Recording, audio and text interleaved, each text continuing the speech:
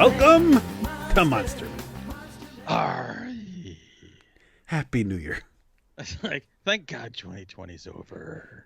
The good thing is, 2021's here. by the time we actually post this thing, it's going to be like 3 weeks after the New Year. That's okay. Because we're still feeling the lingering effects of 2020. We're on There's Monster. still enough shit and tail into this. 2021 has not really got off to a great start. No, certainly not. Things look just as stupid and horrible as before. Tanya Roberts dead, riots in the streets. The Capitol building's on fire. Yeah, no difference. God damn it. And I still can't get a shot. Yeah. I want my shot, man. Howard Stern made a great comment about the vaccine situation. He's like, what the hell is wrong with us? It's like, we're like a third world country. There's only like 4 million people who've got this so far. Yeah, hello. It's like this whole system of, I love how the fact they say we're going to vaccinate healthcare professionals. It's been a month. They're in the hospital with needles. How hard can it be? Just stick them all. Somebody on Twitter had a great idea. They said they should just do the vaccination through Amazon Prime and then just they're delivering anyway. Just when they're there, open the door, get your shot, and then they'd schedule the next one.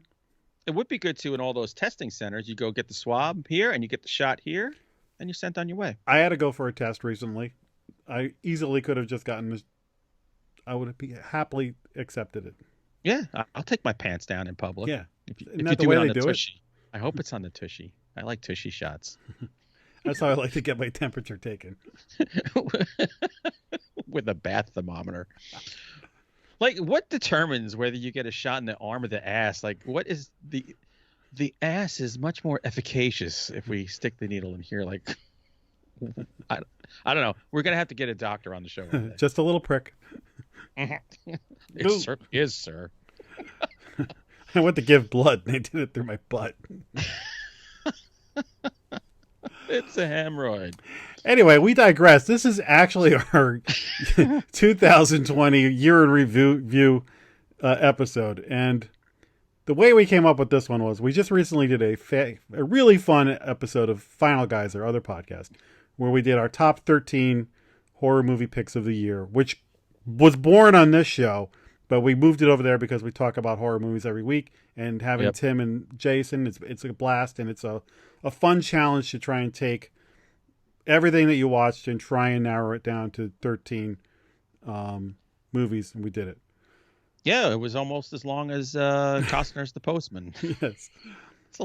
It's a Joe Rogan-esque kind of episode without the DMT. But then as you and I were talking earlier today, and it was like, but there is a moment where you just think, like, it's really stupid that, okay, you like Come to Daddy 5 more than I did. Oh, so you like it so much more than I do. Like, and we're all like, I kept changing my list until, so like, the order, and I'll be perfectly honest with you. While I was reading mine, I actually misread mine in the wrong order. So, oh no, I just went with it. So I'll never tell you which one it was, but the episode's invalid. We have to. Nope. I officially changed my stance. Good Lord. It doesn't matter. I look back at my old list and I'm always, other than usually the first two, my top two, I could change everything on all my old lists, but doesn't matter. The thing is, like, sometimes I fluctuated between like movie critic, like these are the best movies, not my favorite, and then vice versa. This year I was doing more kind of like my favorites, and then the tiebreakers are what's the better movie. Like that was in the mix, but not what I liked was more of the thing. Because I look back at one of my lists and like The Babadook was my number 1 for a year, and I'm like, yeah, that was a great movie that I'll never watch again in my life. Dude, I looked at my list, and the year that came out, I made it number 5. I don't even like that movie. Like, I would never watch that movie again. I don't like it at all. I don't know what I was thinking. I think it was just because it was so different and cool looking that we were like, yeah, Babadook like is the, but again, like I'm never going to watch that movie again. No, I wouldn't watch that movie on a dare. I really don't like that movie, but whatever. I might get a Babadook tattoo or do cosplay, but Babadook bobblehead. Ooh.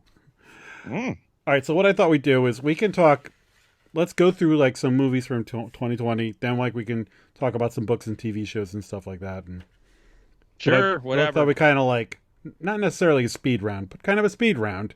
I'll just like throw out. I got a list of movies. Yeah, can we not do over 2 hours tonight, please? No, I'll freeze. I will get hypothermia up here tonight. I'm wearing the skin of Tigger just to keep me warm. You do a good Tigger.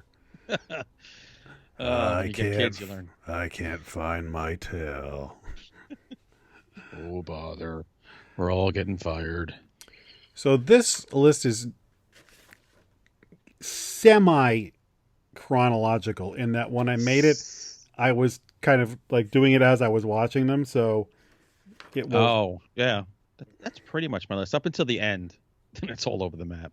Yeah. So I'll just bang off because the year started off with a bang. So it did. Speaking of Come to Daddy, that was like the first one on my list. That was the first. I think it was the first new horror movie I saw for the year in the theater. God bless that theater. Yeah. I hope the Alamo comes back. And yeah, that movie, it gave me instant joy. And I had said when I saw it, that's my number one movie of the year. And by the end of the year, it still was standing.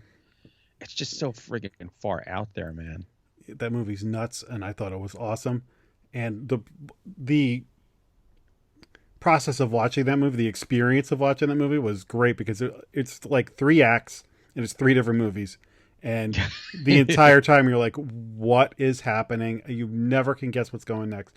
There's a scene where if you look at stills, it looks like Elijah Wood is looking through like a porthole or it's a circular thing. Like, and that, right. When you know what you're looking at in that, you're like, that is an amazing moment in that movie because you, the audience, are like, what the hell is going on here? And there's like 10 more moments like that. Well, that's the thing. I think it gave me the most what the F moments and what the F people, like characters. Mm-hmm. It's just, and like any movie you got McHattie in, you got a little piece of gold on your hands. Oh, he's unbelievable in that. So that was your number 1 and my number 5, I think. Ugh. But at least we had it on the list because a lot of people don't have this on the list, and I don't understand people. Yeah, number 1, I'm like, do people just not know about it, or did people see it and just not like it? I think a lot of people just didn't see it. I think a lot didn't see it. I agree because a couple of people I heard who do these lists were like, "Oh yeah, I didn't catch that." Like, man, you have failed. Hand in the horror card. If you're doing a horror podcast and you're not, listen, I've missed a couple of movies here and there, but Come to Daddy, it's Elijah Wood, man. Yeah. Look, yeah, you and I have missed a couple, but we've seen a whole ton of movies. Yeah. I mean, ton. So we're completists. I saw Freaking Fantasy Island this year because I do a horror podcast. You're welcome, world. Yeah, I paid $6 to see that freaking movie. Which, that was a refusal on my part, but then the wife overrode me. And then I said, it's really bad. And she's like, why is everything I watch supposed to be so bad? Like midway through, I just look at her. Like, what do you think? It's terrible. If you can't tell that movie's bad from the trailer. It's got pretty girls in it. It does. That's true. So, there we go. That's the bone. I'll throw it. The next movie is VFW. The Attack on Precinct 13 with crusty old veterans. That's the star power in that movie.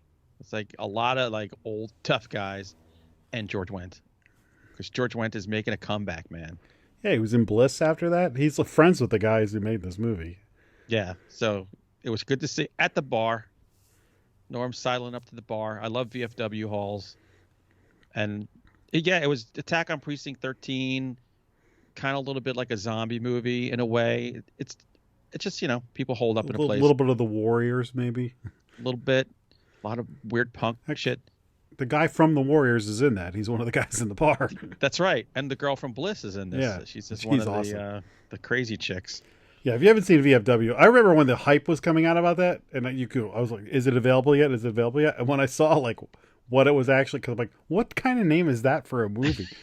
I think that's a Fangoria production. I know a lot of people kind of canceled this movie out because of Fred Williamson's issues on the set with women or something like that. So a lot of people are like, well, I'm not going to watch it. I'm like, I hate to tell you, but when you're on the set of a movie, there's a lot of shenanigans that go on. You might as well cancel all movies. Might as well go crawl in a hole and never watch anything again.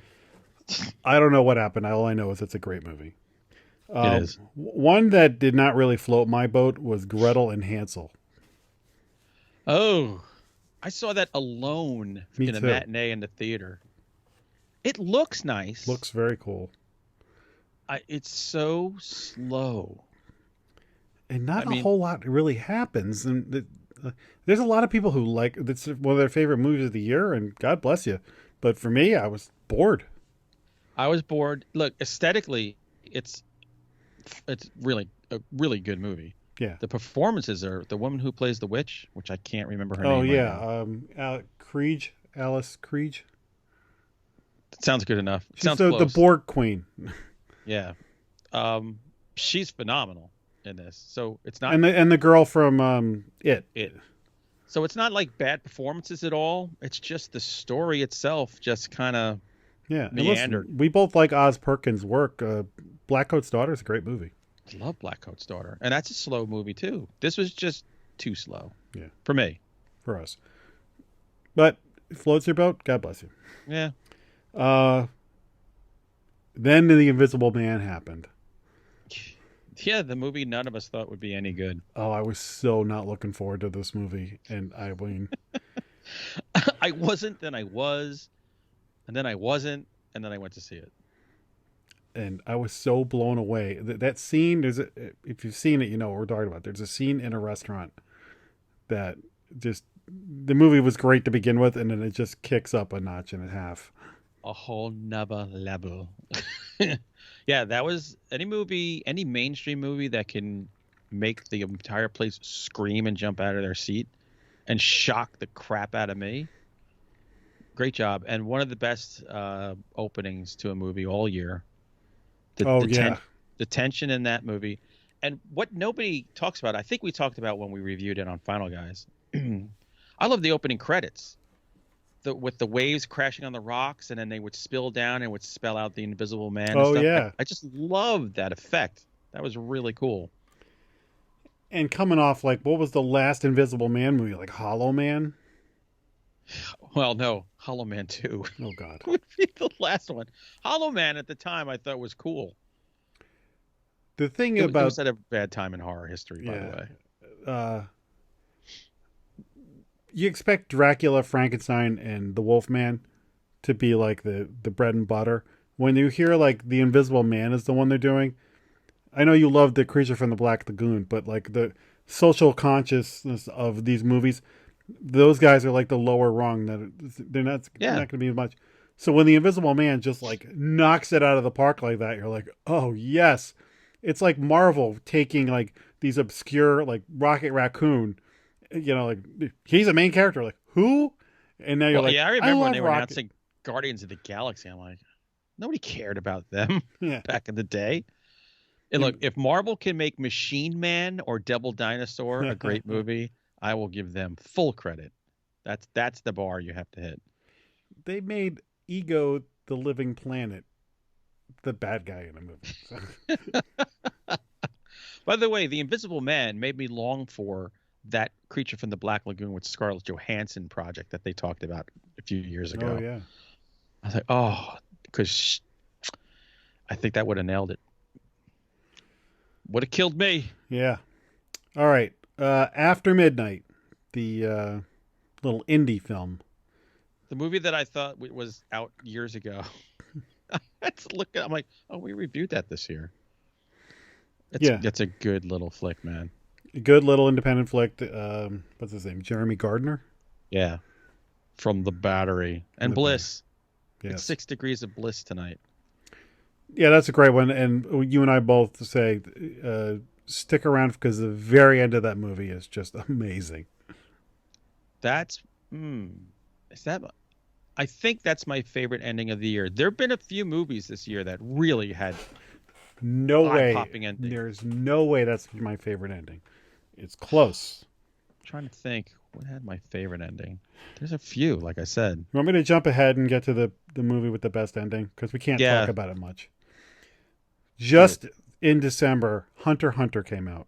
Oh, look, and we're trying not to say too much about this movie. Like, we don't want to give anything away. But the ending is phenomenal. But I'm going to go out on a limb. I'm going to say I like the ending to the Midnight Hour. After better. Midnight. After Midnight. The Midnight Hour. What the hell am I thinking of? I like that one better only because I didn't see it coming. Like, I didn't see anything like that coming at that point. Well, you know what it is? After Midnight is kind of like a moment. Right. And Hunter x Hunter's an act. Yeah. Both are similar. They're both very small, low budget, independent, really set in a house kind of Bottom movies. line is, two very different movies. Watch them both, and then thank us afterwards. Yeah, the dialogue in After Midnight is great. Yeah, it's like a relationship movie.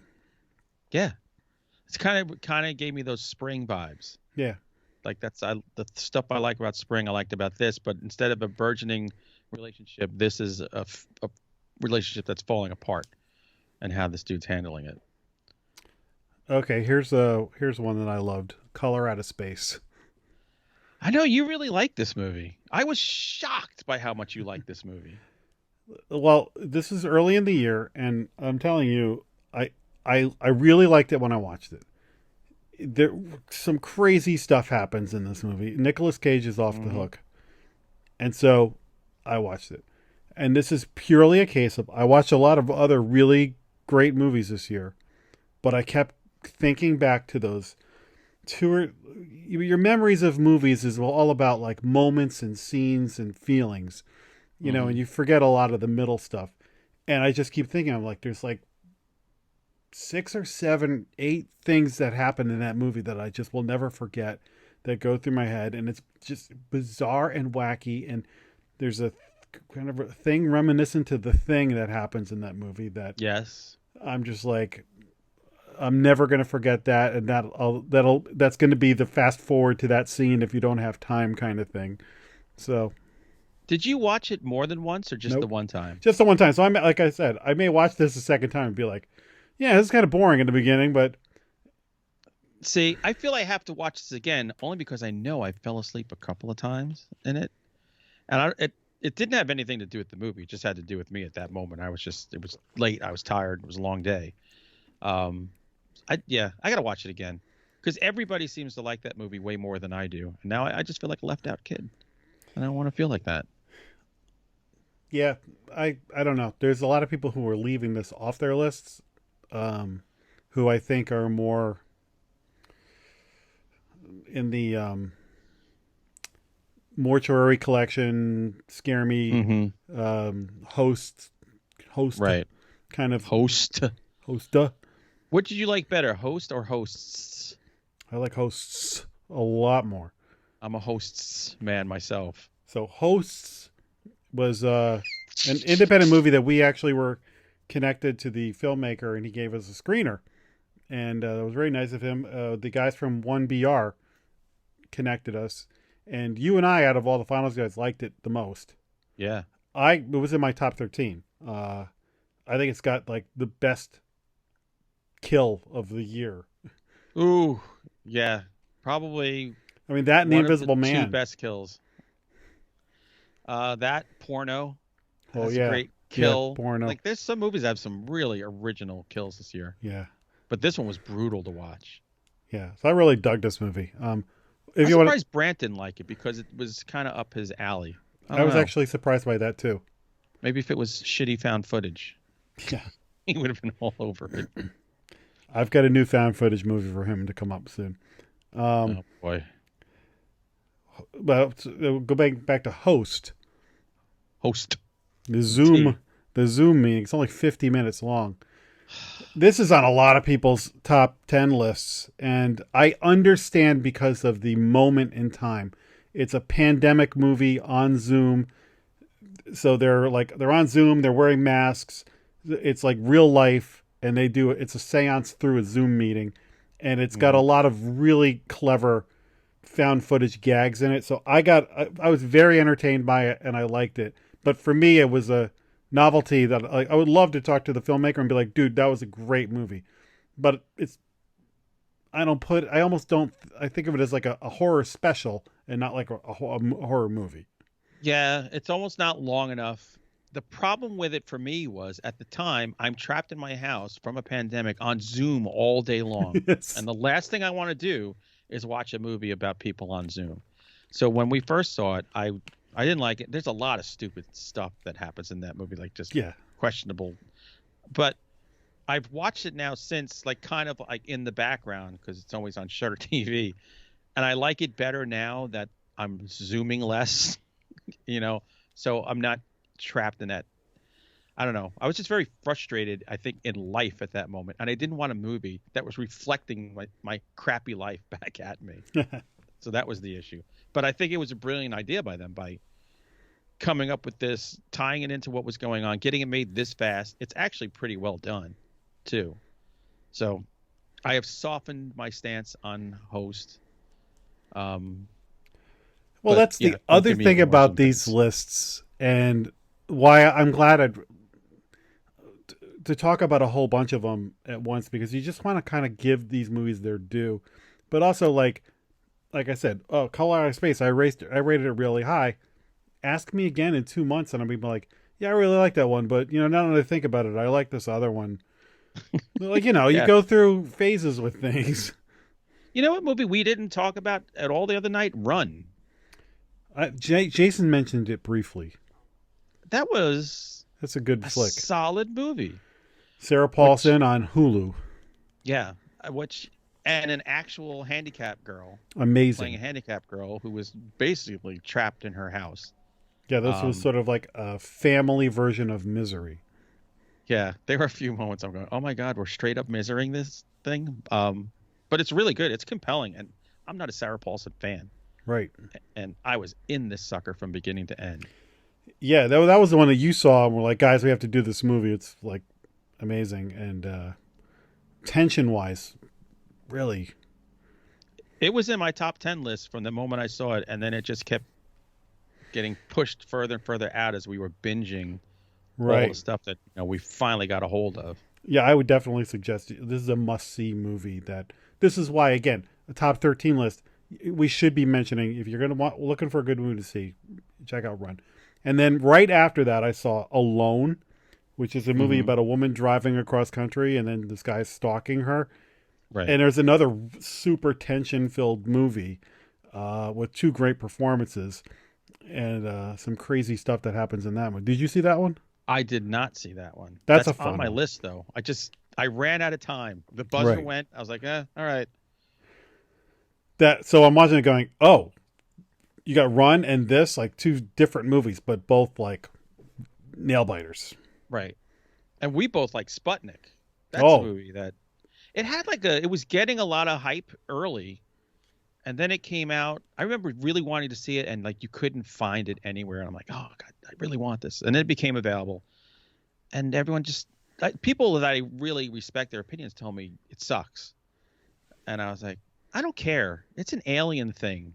I'm going to watch this. And man, I thought it was really good. That movie's great. That was flirting with my top 13. Yeah, that's a great performance. I love those super flawed hero characters. The way the alien did what it did was really unique. Yeah. There were some really goosebumpy moments in that movie where you're going, and I'm just thinking, yeah, we're so close to actual disclosure. Is this what's really going on? Mm-hmm. Is this movie a documentary? Is this for real? Are sharks real? There wasn't really a ton of alien movies either, so this was one of the few. No, there weren't. There's just a lot of alien stuff in the news. Yes. So we're getting our fix there. Well, that got me thinking about Becky, the King of Queens. My eyes are getting weary. My back is getting tight. Kevin James is I guess a neo-Nazi who's stalking a family in their country home. And what's that girl's name? Lulu Wilson? Yeah. Dude, Dude, is like Doug Heffernan as a badass against the most deadly kid since Home Alone. That movie, that was on my list for a long time too. And like that, I could have slipped that in anywhere within from 9 through 13 on my list easily. That's like just a typical like good renter. Like that pops up, you're like, oh, we haven't seen that. Let's watch that, and you're happy that you watched it. I just love seeing I completely forgot I was watching Kevin James. I mean, dude, this is like, freaking Adam Sandler movies, Doug Heffernan. I mean, to see him as a killer and believe it. And that giant guy that was like his sidekick. Jesus Christ. Hello, Tiny. Becky's really good. How about this one? Extraordinary. I was just going to mention that one. Are you serious? You were coming up with all the ones we didn't do on Final. Because there's two titles with extra in them. Is there? There is. There's one. I don't know if you saw it. The other one. But Extraordinary, I think you and I like this more than the other Final guys did. Yeah, I thought this was so much fun. What's his name? Will Forte. He's super Will Forte in this. This is like that English humor. It's paced like an English comedy. English, I think, is the right. British. It's a cute movie. It is. It's a cute. Will Forte, that thing with the staff where he's got to let it go and it drops. Yeah. Pick it up. And there's a whole thing. The way that they solve the problem at the end of the movie is brilliant. Are you talking about the stuff in the jars? I'm talking about the virgin stuff. Oh, the virgin stuff was hysterical. But the vomiting in jars thing was yes. like, oh, Jesus Christ. And the friggin' song that is Cosmic Woman or whatever the hell it was. It's one of the funniest horror comedies of the year. Hands down. I haven't heard it on anybody's list. Yeah, it's not. Well, not even our own, but that's why we're talking about it here. I think somebody on Bloody Good Horror had it on their list. Look, we are shedding light on the ones that did not get enough light. That's exactly why we're here. The other one I was thinking of with the word extra in it is, I don't know if you saw this, extracurricular. Oh, yeah. Remember? Because Jason saw the wrong one? No, I saw. Was it? Did you see? I watched you two. Saw the wrong one. No, you know what it was? This is what it was. It's extracurricular activity. And my friend, no. Our mutual friend that I work with. Right. Told me to watch a movie called Extracurricular. So I went and I watched a movie. And it turns out I watched Extracurricular Activity. So we flipped. And I watched his and he watched mine. And they both were good movies. Right. And we were like, what are the odds of that happening? But Extracurricular is the one where the 4 kids are like serial killers by night and high school students by day. Yeah. Kids suck. That's a good little movie. That's like a perfect like rental one night. That was a good, brutal, good ending. Another movie with a good ending. And I always thought when I watched that movie, I was thinking the My Chemical Romance song, Teenagers, should have been the theme song for that. Oh, yeah. Would have been perfect.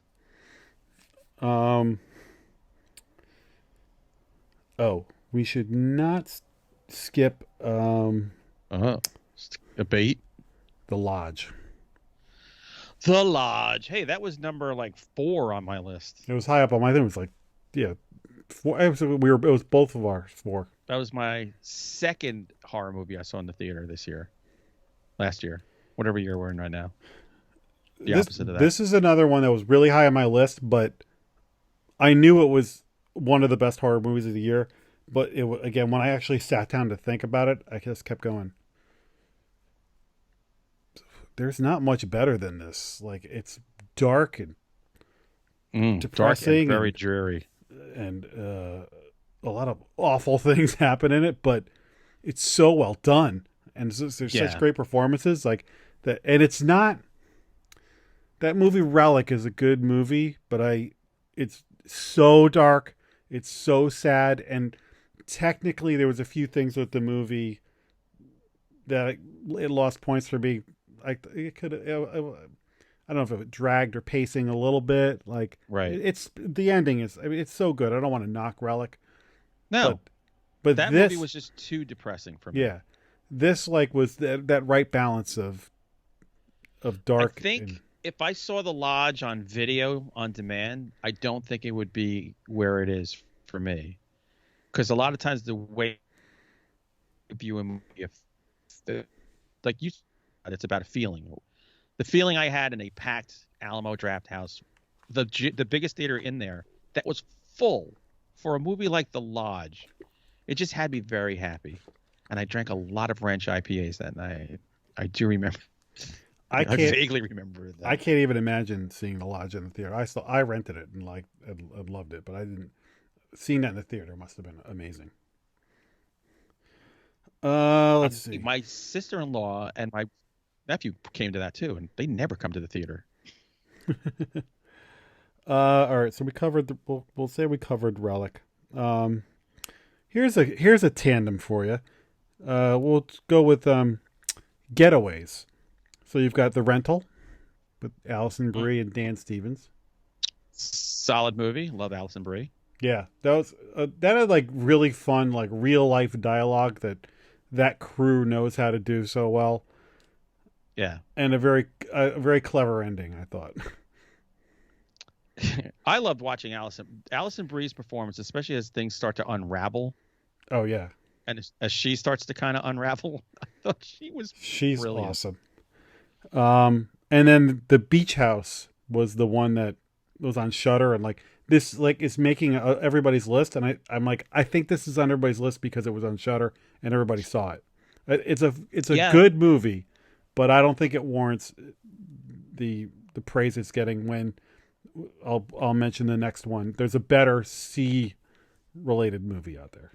Yeah, I didn't see The Beach House. I wasn't even on that Final Guys episode. No. And then when I listened to you guys, I was like, nah.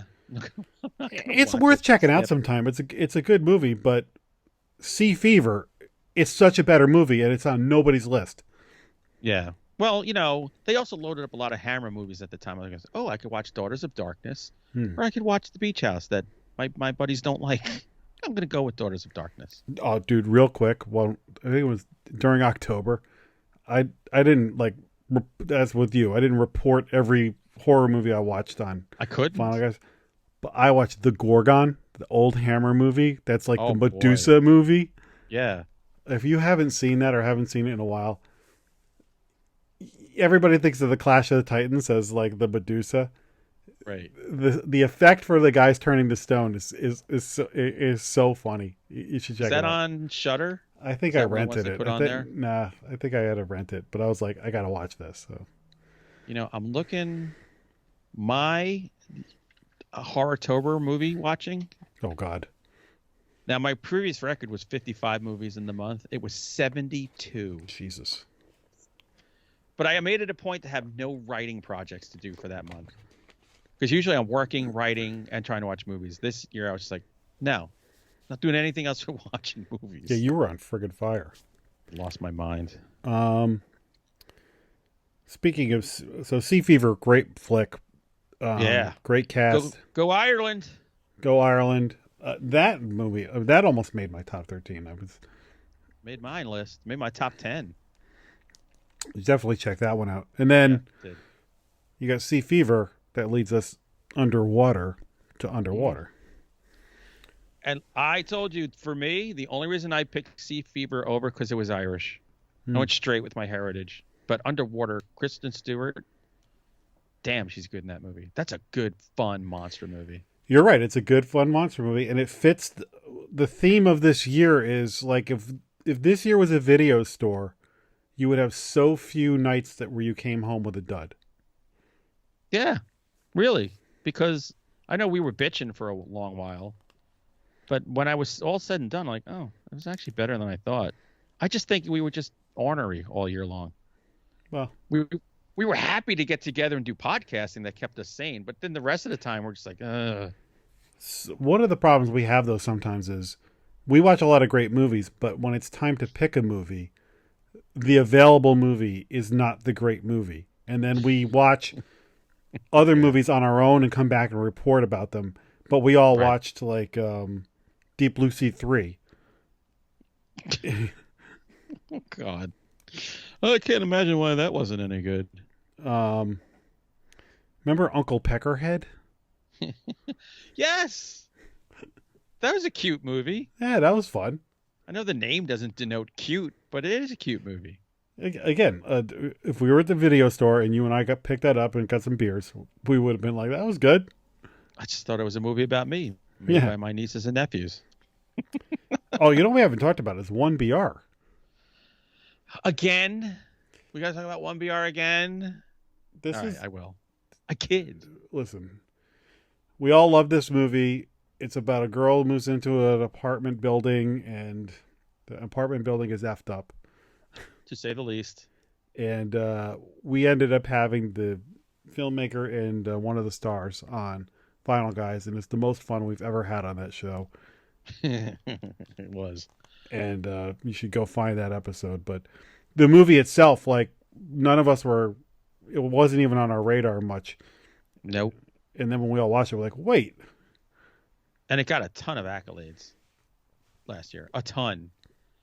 And especially it was in that stretch where we had a lot of good stuff in the beginning, and then there was a little dry spell. And then that came out and kind of like saved us. Yeah. Yeah, that's a good movie. It's kind of... Look, I always compare anything in an apartment building, the Sentinel. The Sentinel. It's not quite the Sentinel. Sentinel and Rosemary's Baby are kind of... Rosemary's Baby, yeah, it's definitely. By the way, I will say the worst book I read all year was, and it's not a book that came out this year, was Son of Rosemary. Oh, Jesus. Ira Levin's sequel to Rosemary's Baby, which might be the worst book I've ever read in my life. Ever. And I'm endeavoring to find out if he actually stopped writing it partway and let some poor flunky finish it for him. And said flunky had no idea what they were doing. Said flunky.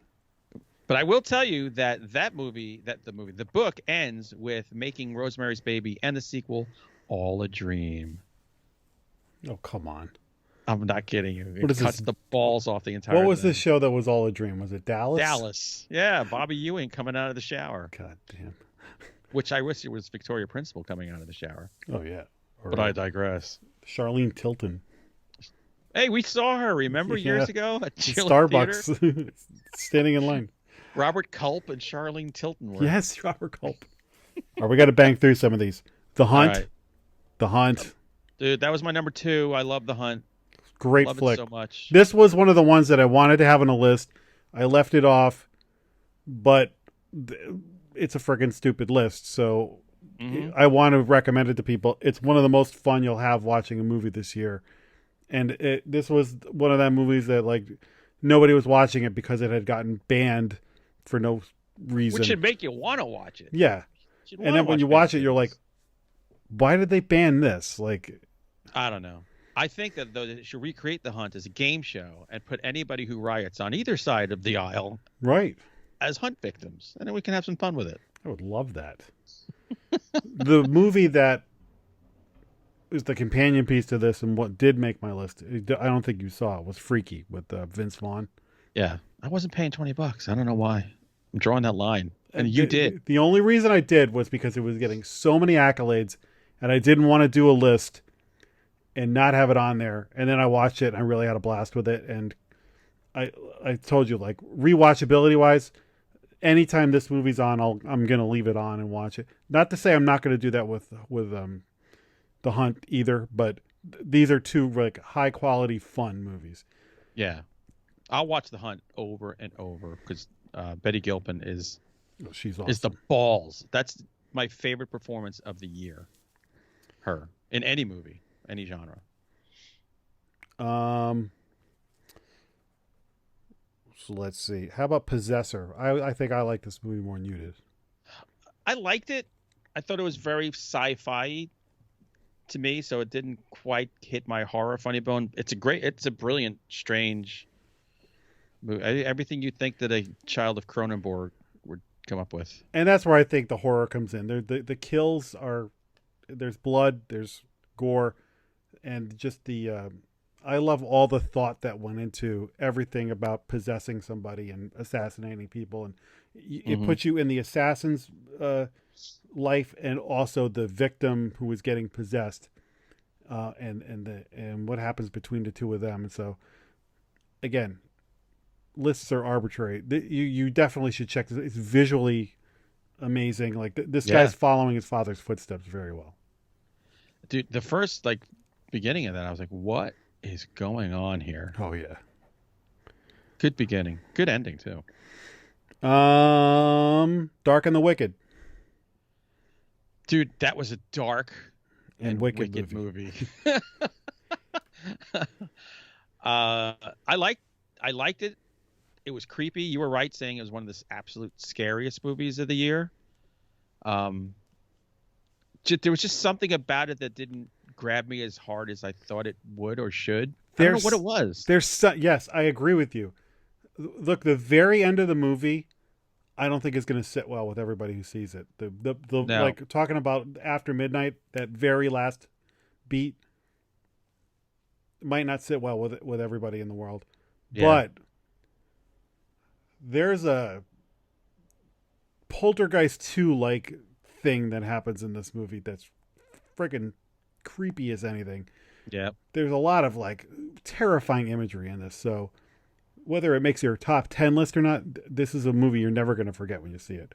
You check it out. Trigger warning if you've ever had your mom cut her fingers off while chopping carrots. Oh, between this and Colorado Space, you get a lot of finger action this year. Are we going to say that 2020 got fingered? Yeah.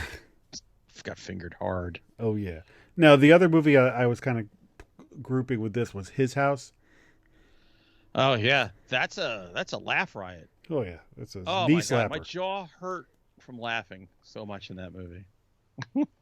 I mean, and this is one of those ones where, I mean, where were they? Sudan?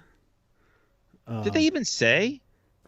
Like they were fleeing some country in Africa. So you see, this is where I said I learned something. You kind of get a sense for what they're going through in their country, then what they're going through as refugees in England. Yeah, and the hard time that they're getting with that, and then on top of it, this haunting thing, and how it plays back into their life that you don't see really coming at all. And then it starts to unravel their life, right? And you start really learning more about them and what they went through. It's something you don't see very often. It explores different and dark territory. I kidded before. It's not a laugh riot. If you laugh in this movie, you're got a problem. Yeah, you need to talk to somebody. Oh, you know what else came out this year that I always think didn't come out this year, but and we had them on Final Guys, is the I See You movie. Yeah, I See You was really good. Again, I don't see that as a horror movie. Right. That's a suspense movie. Yeah. Totally for me. But as far as suspense, it was great. What a surprise that movie was. So good. Froggin'. Anything for Jackson. Dude, we're going to talk about this movie so much. I know. So, I don't know, by the time we publish this, the screenwriter is going to be on Final Guys, so you should definitely check that out, because we haven't done it yet, but by the time, it's going to be awesome. Yeah. It's going to be a lot of fun. He picked a movie that he wants all the review with him, too. This movie is so fun, though. It's like we said, like a Coen Brothers Fargo meets the Amityville Horror meets The Exorcist. Yeah. It's a little bit of everything, man. That's another movie, The Sentinel, because the inside of that house becomes very much like The Sentinel. Yeah, and there's some creepy shit in that movie. Well, yes, again, that and The Dark and the Wicked, both. I think that both the scariest haunting moments, like ghost moments in. And this, I mean, they did this with a Halloween sheet kind of ghost at one point. I know, but it worked. It worked really well. I think you had better performances in this than The Dark and the Wicked. You had some actors that had been around the block and know what the hell they're doing. and you had a kind of dark comedy release valve every now and then, which kind of it helps. It's that pump the brakes, hit the gas. Yeah, there's no humor in Dark and the Wicked. No, that's another one. If you're sitting there cackling in that movie, right, give a call to somebody, a priest, a rabbi. Let me go to my top one of the year. My top pick was The Wolf of Snow Hollow. That was on my list. Wasn't my top list, but that's a damn good movie. That was the one, and I watched it twice in a row, and because I watched it, it baffled me. I was like, this movie is funny, but it's got this alcoholic, rage-filled man that he's hilarious, but it's sad and tragic and hopeful and funny. And it's going to be hard for a lot of people because you don't know how they're playing it. Like, my wife just kept going, is this just bad acting, or are they doing this on purpose? And like, she got so frustrated trying to figure out the movie that she just went into defensive sleep. Just turned away and went to sleep. And for me, that's what made me like it the most. I thought it was the best movie, and it also happens to be a great horror movie. And an awesome ending. Yes. Good twist. Great. If you're sitting there in the beginning of this movie just going, oh my God, it's so over the top. It's supposed to be. They know exactly what they're doing. Just have full confidence that they're right. And again, this is Fargo. This is Coen Brothers. This is in the vein of that kind of stuff. Yep. Yeah. Let's see. We gotta get moving here. So let's see. How many more do we got to do? Impetigore. We got to talk about that. You should always pet your gore. I pet my gore all the time. This one is so good. This is Indonesian. It's my favorite Indonesian movie of all time right now. This one's and on it's not Shudder. the only one I've ever watched. It's on Shudder, yes. There's another super crew. I mentioned on Final Guys. Visually, like this, I feel like this stands up with Gretel and Hansel as far as like the best visual movie of the year. Yeah. Yeah, you're right. It's got one of the best beginnings. I think this and The Invisible Man have the two best beginnings of a movie. Yeah. It's got a gut punch moment in the middle of it, and then it gets Indonesian weird, but good weird. Good weird. You really fall for these characters, so you're really invested in them. It's a great movie. You got to read. There's subtitles, but you'll be all right.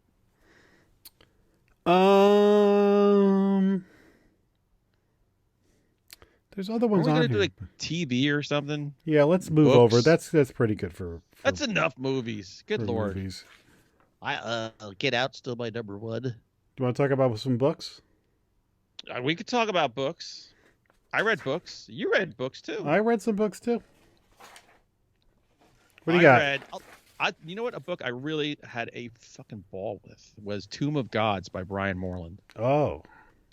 This is like, do you remember the fun mummy movies? Yeah. It's the fun mummy movies, but with a real sinister vein to it. It's just this crazy action, adventure, mystery, horror. I mean, it's all in there. And Brian, who is a meticulous researcher, paints such a great picture of where they are and what they're investigating. It's a lot of fun. That's one of my top books of the year. I've read, I think, 3 Brian Moreland books. The one in Shadows in the Mist. No, I haven't read that one. Dead of Winter. Dead of Winter, and then I read the Witching House ones. Mm-hmm. There's like a prequel or a little like short story one, and then everything I've read by him I loved. So I can't wait to read this. Yeah, you're gonna like this one a lot. I think we both read Clown in a Cornfield by our buddy Adam Cesare. Dude, that's the one book we all went out to the store and bought.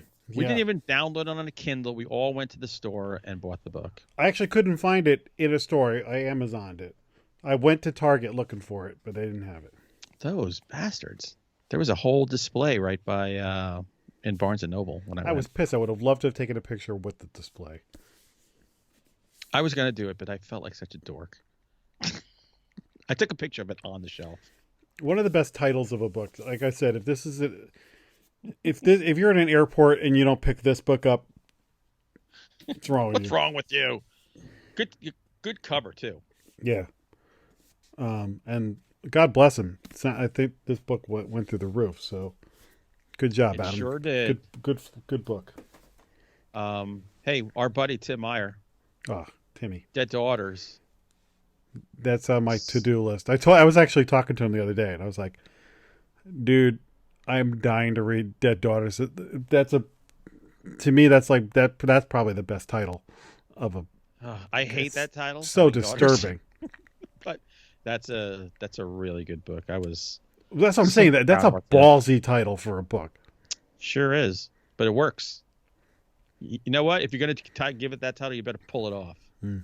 And y'all check that book out. And right along with that, Crossroads. Oh, I got that over here. Laurel Hightower. Piss Jason up and talk about Laurel some more.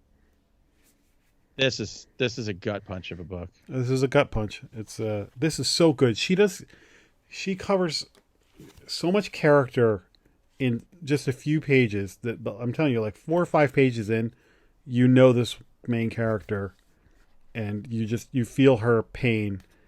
You feel a mother's pain that I think only a mother can write it.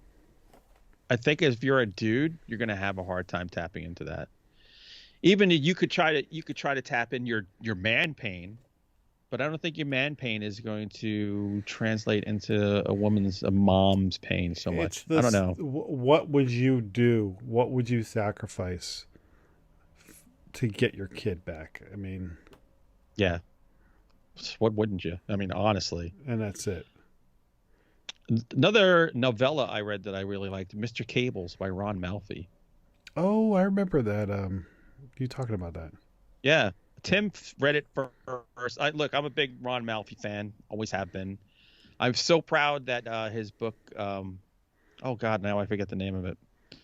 But anyway, they put my blurb on the cover of the paperback for it. So I was like, oh, that's so cool. But yeah, Mr. Cables, Ron Malfi is. I will say he's probably the most talented writer in horror right now. Oh wow. Yeah, honestly, and this little novella is testament as to why he is what he is. Maybe that's where I'll start. Yeah, it's a good little book. I'm a big fan of the novella. Dude, horror and novellas are like PB&J. Speaking of novellas, The Plumbers. The Plumbers.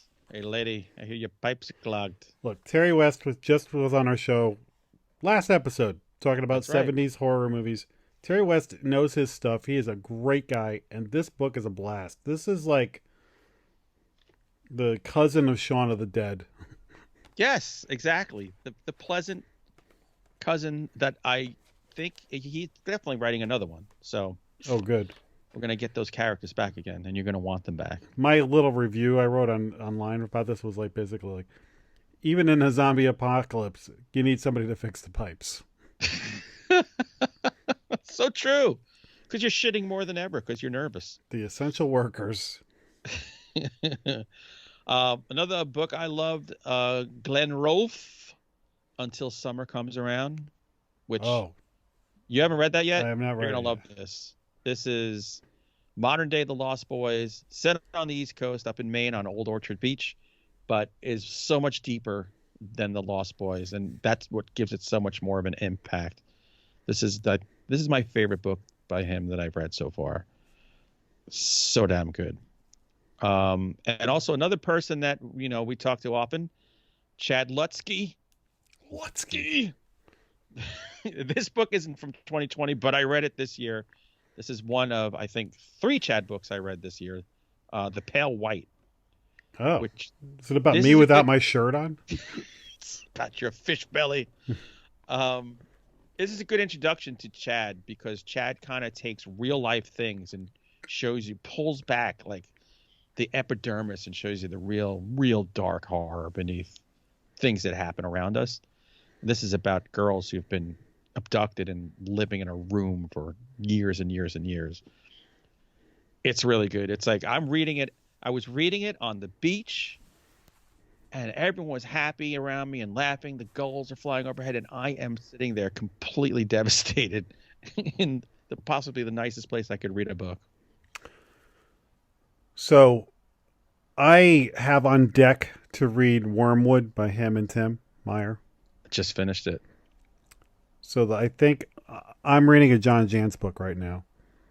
And then when I'm done with that, if I don't get your Misfits, Yeah, I'm going to do... one of these days. And I might just bang out because Wormwood looks pretty quick. It is. It's like 120 pages or something. So then I'll bang that up before. So that's coming up, and I've never read anything by Chad, and I love the guy. He's like a friend of mine now. Yeah, he's one of us. I've read several of Tim's books, and I liked them all. So, trying to think of it. If you want like a good, like kind of like town that's cut off and besieged by something weird, Curse of the Pigman by Asher Ellis. That's a good book. I highly suggest that. And our buddy who watches Final Guys and Monster Men, Steve Barnard, his monster kind of slasher book, Meathead, now has a sequel, Meathead 2. Meathead 2 had me laughing out loud because he goes where no man has gone before with gusto and verve and joie de vivre. This is another big one on my to-do list for this year. It's absolutely absurd. It's absurd and it works. And there is a dance scene in this book that just I want to see it on the big screen. It's so freaking out there. Yeah, that guy's nuts. I love it.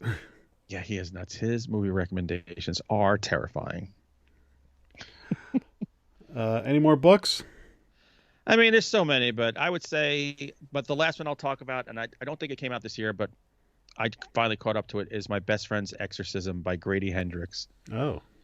So it's like Mean Girls meets The Exorcist. It's Grady Hendrix is amazing. And this book is, you should get it because get the hardcover or get the print because the cover looks like an old VHS cover. It's so good. Like this is one that you'll want to have in your collection. So, My Best Friend's Exorcism. You can't beat it. Funny because I was talking to Tim about Wormwood, and I told him, I said, "Look, I don't really get paid anything for doing this podcast stuff, but the enjoyment I get out of it is the camaraderie, the fun, and all that." I go, but also, is I have a pretty cool collection of signed books by people that I've met through this, and it's like those are my souvenirs. Like I look back and go, "Oh yeah, I gotta." Where's my souvenirs? Damn it! I have the biggest collection of signed Hunter Shea books. Yes, you do. And anyway, but I've got some Tim Meyer stuff and everything. That's when I show like people who aren't in the horror world and they're like, "What do you do?" I go, "Look at all these people I've met. Like they're great people. Like this is an awesome book." These are the people in my neighborhood. In my neighborhood. A couple TV shows I want to mention. Go. What We Do in the Shadows is amazing. You should be watching that show. I still have not watched that. It's 2 seasons in, right? It's now? so freaking funny. It gets funnier as it goes, too. Which is rare. And Mark Hamill is in season 2, and he's so funny. Only like 1 or 2 episodes. He's developed a nice sense of humor lately. He's Those awesome. Commercials with Picard. Oh, God, they're awesome. I'm just going off the top of my head here. What did you think of the... is it The Haunting of Bly Manor? Or? I never watched it. I didn't watch much TV at all this year. Oh. Hardly anything. It's not. I didn't like it as much as the Haunting of Hill House. But everyone was kind of so tepid on it. I was like, you know what? Right now, I can't go for that. It's not really horror. It's a ghost-filled love story. Mm. So it's I'm already living that one. It's well done, but if we're going to talk, I don't think this is particular. I discovered it in 2020. I don't know what year it actually is on Netflix. Kingdom, which is like, I don't know. Oh yeah. The old timey Japan or Korea. Japan, Korea, Singapore. I don't know. I'm not a smart man. Asian. Zombies. Basically, it's zombies and swords and muskets, and it's friggin' amazing. And I don't know if it's like it's one of the best things I've ever seen. Wow. It's like it's got just enough element of like the old kung fu movies, the Quentin Tarantino loves kind of stuff, but it's not over the top like that, but it's got just enough of that flavor. It's got like Train to Busan zombies. Right. Oh. There's a great spin on them. And it's only like 6 episodes. So I'm telling you, man, I loved it. It was so good. That's on my list too. You should check it out. Now, I watched it dubbed because the first time I turned it on, it was dubbed. You might want to watch it with subtitles, but it was fine dubbed for me. I'm trying to think. There was a French show I watched. Oh, I know what you're talking about. And it's about a woman. She writes a graphic comic. Oh, Marianne. Marianne. That series was awesome. And it's not coming back. I know. Well, you know what? I'm fine with that. I kind of like that. I didn't love see it when it. something I like doesn't get renewed. I'm like, oh, good. I didn't see it. Does it end okay? Yeah, it does. So it's not like a cliffhanger? No. I mean, you could build on it, but to me, the ending was just fine. That series I devoured. That was last year, I think, but it doesn't matter. I watched it this year. Or last year. I think I watched Diablero this year on Netflix, if not, or maybe season 2. That's the Mexican like exorcism show.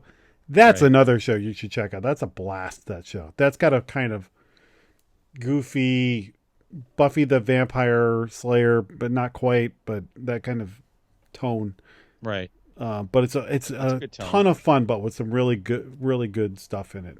Right. That's on Netflix and nobody knows about it. I'll check it out. Diablero.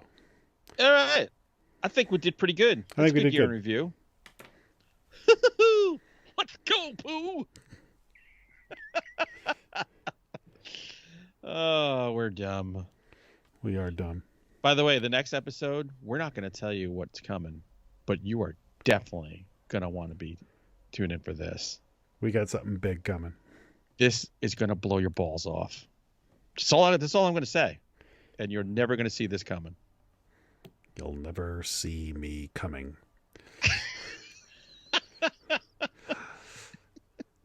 All right. Good job. Well, the only silver lining of friggin' 2020, the worst year, was that we got a good crop of horror movies. We did. And you and I podcasted a crap ton. And it kept us going. It kept us going. We were finally looking forward to doing Final Guys on Tuesdays. We did more Monster Men. People? It was good. Monster Men became an audio podcast. Yeah, that's right. We took the next step. So y'all better start listening. Yeah. So share the damn link, people. Let's go. Because we'll cure coronavirus through your ear holes. All right. We got to wrap this up. So stay tuned for some big things, and we'll see you next time on Monster Men. Monster Men, Monster Men.